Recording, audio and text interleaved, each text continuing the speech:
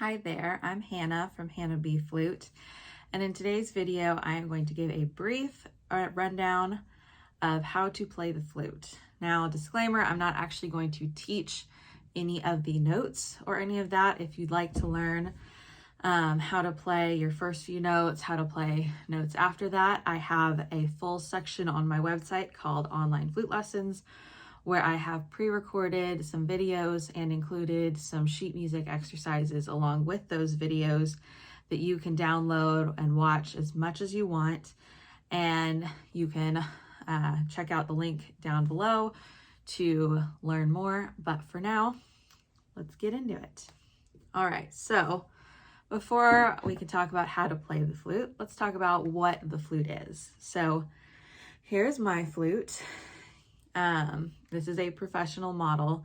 You most likely will not be starting on this, which is totally okay. I did not start on this. This is the 5th flute that I have played, the 4th that I have actually owned. You will most likely start on a student model, which has silver plating. This is gold plating. It's not solid gold, I wish. But yeah, so there will be some differences. Again, totally fine. I have a blog post on my website all about flute features, so I will also try to link that down below as well. But for the purposes of this video, when talking about the flute, we are talking about this modern metal Western concert flute. There are tons of flutes from all over the world that you can learn. However, to keep things simple, we're just going to talk about one type of flute. All right, so to start playing the flute, the first thing you'll want to do is, as I mentioned, start on a student model. So these, again, they'll have silver plating. The base metal will be nickel, so they will look different than this. They will have one fewer key on the foot joint, and then instead of these holes being open, they will be closed. But those are kind of the big ones. Those features make it a lot easier to get started. They also make the flute quite a bit cheaper, which if you are a beginner and you're not sure if you're going to stick with the flute, that's super nice. So some models that I would recommend would be the Yamaha YFL 222, the Pearl 505, or the Trevor James 10X. That is my personal student flute that I still have as a backup, and it is a very good model. Now, you can get super cheap student flutes. I also own one that is an Amazon only, or like an online Amazon eBay only brand. Those are cheaper, and I do appreciate that they're affordable. However, they most likely do not last very long. You're going to need to replace them or repair them, but more likely replace them because most repair techs will not work on them, because in a lot of cases, the repairs that they need are actually going to cost more than what the flute is worth. So if you're on a really tight budget and you can only afford $100 to $150, then I think it's okay. A lot of teachers will say never. I personally think it's okay to go with those as long as you know what you are getting, and that in a few months you are probably going to have to spend a little bit more to get something better. All right, so once you have the flute, whatever it may be, you should start with just the head joint. So this makes it a lot easier to practice getting a sound, especially when you're new to the flute. You have to learn how to direct your air into the embouchure hole, and it's a lot easier to do that when you just have this small piece to worry about rather than the entire thing. Trying to balance the entire flute as a beginner can be tricky. So spend a few minutes or even a few days if it takes you that long. That's totally fine, just with the head joint, and then you can add the body and start learning some notes. Once again, yeah, you'll add the body. Then when you are ready to, personally, I would also spend some time without the foot joint. So this is the foot joint. And what you can do is figure out where your left hand goes, which it'll go on this key. You'll skip one, and then here, and then thumb. And then to help with the balance, you can move your right hand over here.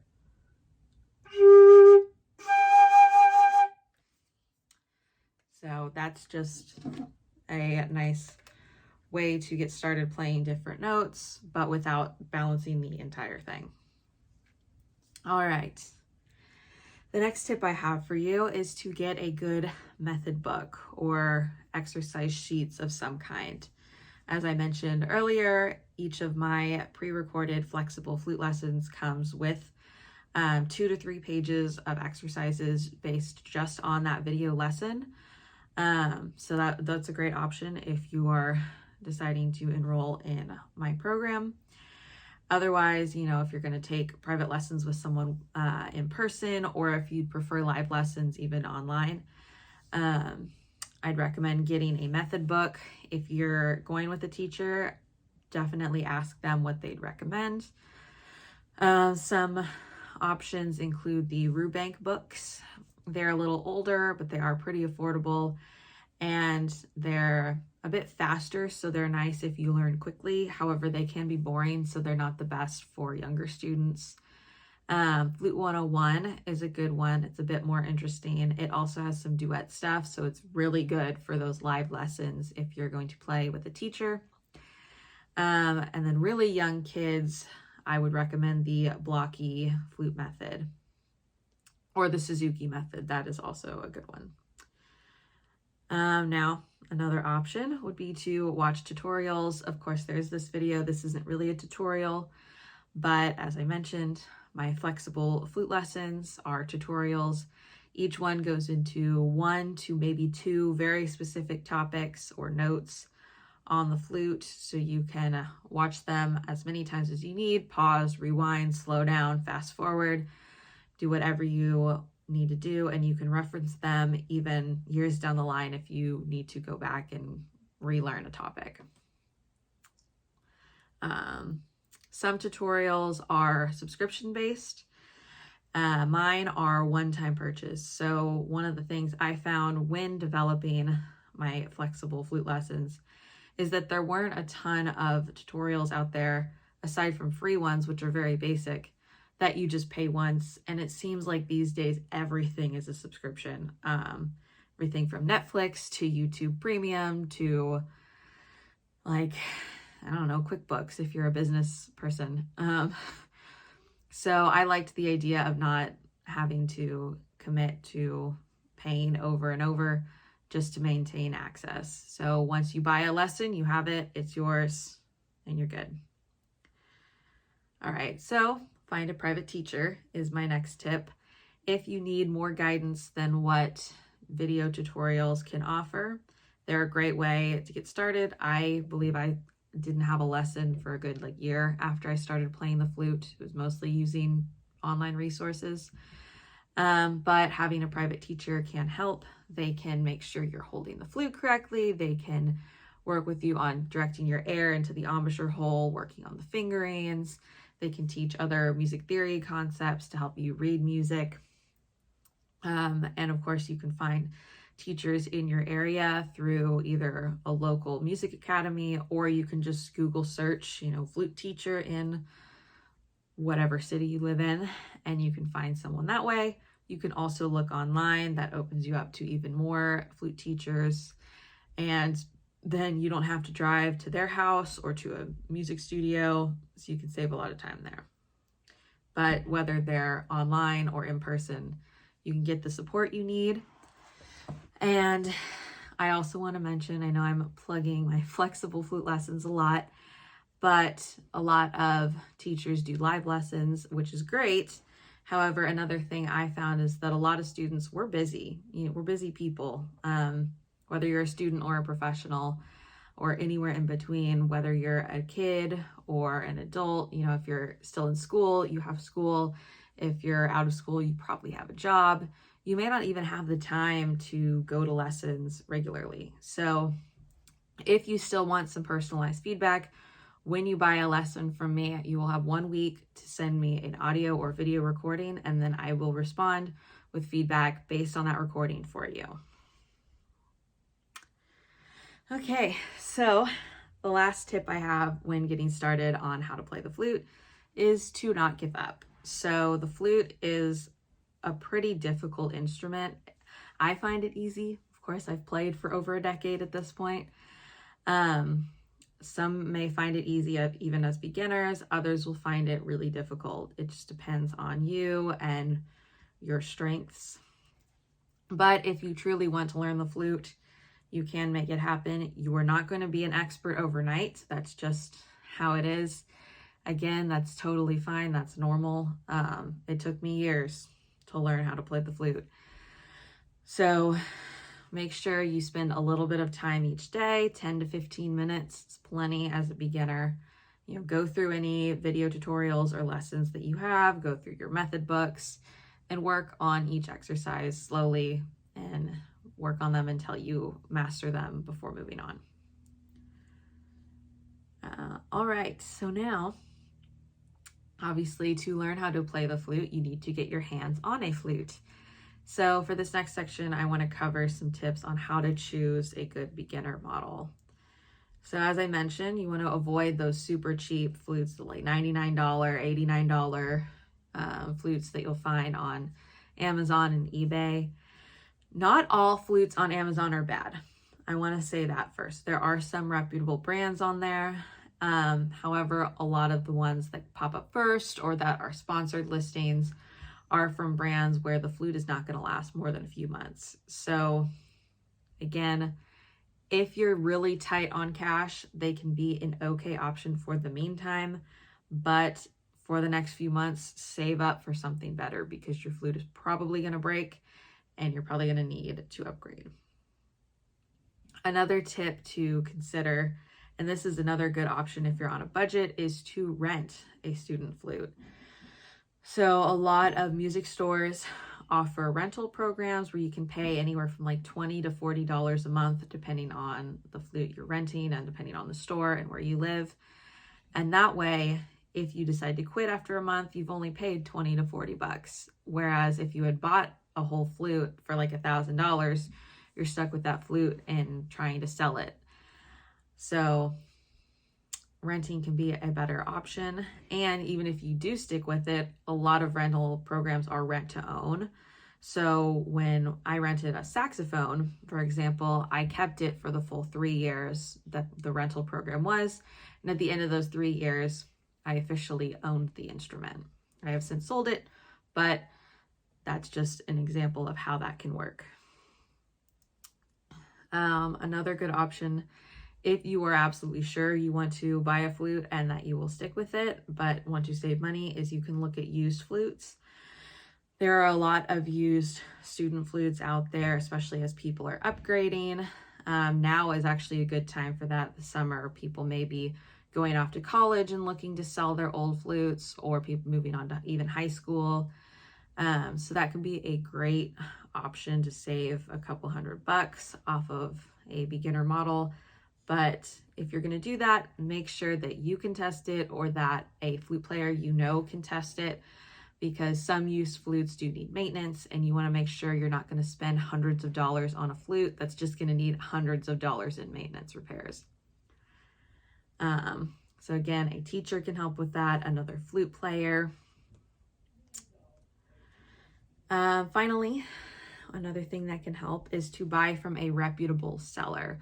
So you can go through, again, like a big box music store like Music and Arts. You could go to a local music store or a regional music store. If you live in the Midwest, for example, there's Schmidt Music.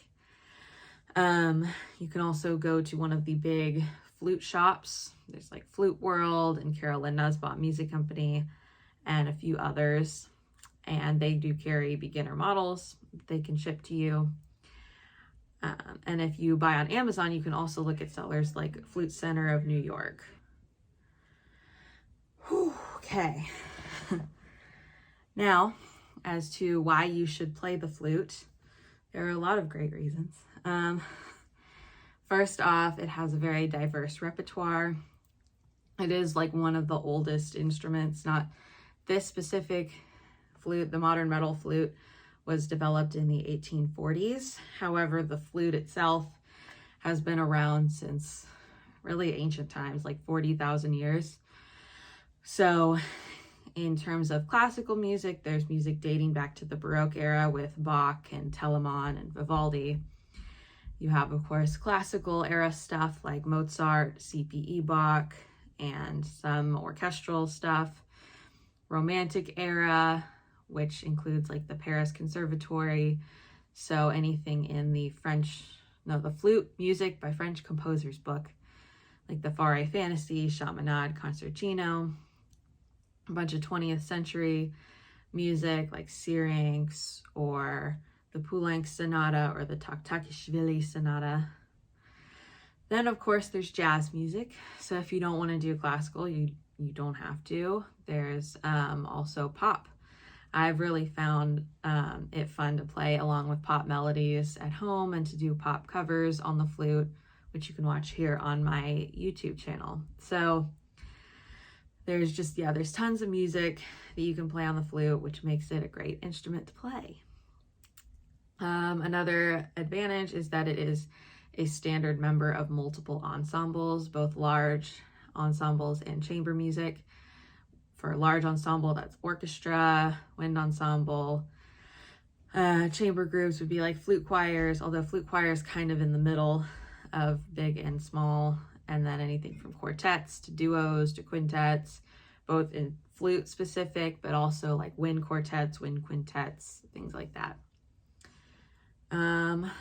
The next reason in favor of playing the flute is that it's small and portable. So once you take this apart, it's very easy to fit in a case, in a backpack. It fits in one of my backpacks. It didn't fit in the backpack I used in college, but that was a bit smaller. But if you have a bigger backpack, that makes it super easy to carry around, whether you're going to class or rehearsal, or whether you're actually like flying with a flute. You don't have to have your flute take up one of your carry-on items, because don't check this if you can avoid it. Do not check your instrument, because it can get damaged, and that's just awful. The next reason is that it is pretty easy to find a teacher. So of course, one of the potential cons is that a lot of people play the flute, like a lot. On Facebook, there is the group Flute Forum, and there's like 44,000 people in that group. Now, not all of them are flute players. Some of them are parents or partners of flute players, but still, like, that's a lot of people, and that's barely scraping the surface because not everyone's on Facebook. But the fact that there are so many players also means that there are a lot of teachers. So it's going to be pretty easy to find a teacher either online or in your area who has a personality that works with you and a teaching style that works with your learning style. Finally, as someone who used to play the saxophone, another one of my favorite things about the flute is that there are no reeds. Again, you just blow over this hole across and down into it, and the air splits here, which is what makes the sound on the flute. Compare that to a clarinet or saxophone, which has a mouthpiece that you attach a reed to with a ligature, or a double reed instrument like an oboe or bassoon, which are two reeds that are tied together with string. You can develop what I call a reed lip, because you have to protect the reed or reeds from your teeth. So you do a lot of this, and you can build up scar tissue on the inside of your lip. That's not a problem when you play the flute. Okay, so I want to briefly mention this, especially if you or your young child wants to play the flute, or even if you're older, if you have arthritis or other health problems. You can look at flutes with curved head joints. So most, again, have this straight head joint. However, with the curved head joint flute, this would come around, and the embouchure hole would sit around here, and that brings the flute closer, so you don't have to reach as far for the player to be able to reach the keys. Now, for some flute accessories. When you first start learning the flute, you will most likely get a cleaning rod, which will either be plastic or possibly wood. It looks like a big sewing needle because on one end there is a hole, And you can buy a swab, so like a silk swab or a bamboo or microfiber swab that you pull through that pull a corner through that hole, wrap it around, and feed it through each part of the flute. So you will disassemble this first, and that gets rid of any spit or condensation that has built up. And then you can also get a polishing cloth to use on the outside to get rid of any fingerprints. The next accessory I recommend is a flute stand. So this will be either a peg by itself, or it will have a base with multiple pegs, depending on the stand that you get. You could start with just one, and it will be a little peg like this, maybe a little taller than your finger, and it will have 3 or 4 legs that pop out from it. And then that gives you a safe place to rest your flute vertically when you need to take a break, so you don't have to put it on your bed, on a chair, on the floor, or worse, on your music stand where it could roll off and be damaged. Next, you'll need a tuner or metronome. So, well, actually a tuner and a metronome. There are some devices like the Korg metronome tuner that combines them into one, and it is a separate device. But these days, a lot of us, we have smartphones, so there are apps that you can get on your iPhone or Android, and even your iPad if you use that for music. I use the app Tunable on my iPhone and iPad, and it gives a visual reference to the sounds that you're playing to show you how in and out of tune you are. Lastly, you will need a music stand, a good place to rest your sheet music as you learn. There are some cheap wire stands that cost like $10, and those are good for absolute beginners, but after a while they can wobble and they're not super steady. They can't hold more than like a thin music book or a few pages at a time. So I'd recommend getting something sturdy. There is like the Manhasset stands. Those are like the industry standard that you'll use at most performances and rehearsals, but you can get stands by Peak. I have one by Gearlux, and they're just a lot more durable. They can hold more music, and they're a little more expensive, but not by much, so it's well worth the investment. All right, so that was a little bit into how to play the flute. It is not an easy instrument, but it can be once you get into it, and as long as you're willing to practice every day, even just for a few minutes a day.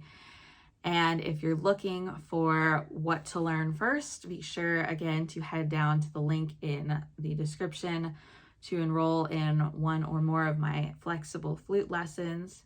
That way you'll get a video that you can watch and rewatch as much as you need, some unique sheet music exercises that I wrote, and the option to request performance feedback from me. All right, so if you like this video, be sure to like and subscribe, and I will talk to you next time.